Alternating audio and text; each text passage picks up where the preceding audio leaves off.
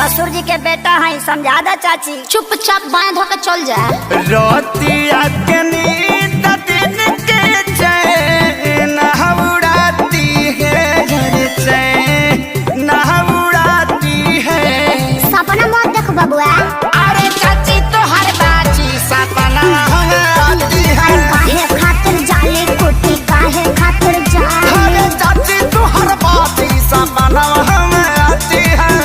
जा दो बबुआ, जा घरे। आज के बाद एकरा के भरे ना देम कि तहरा सपना में जाई।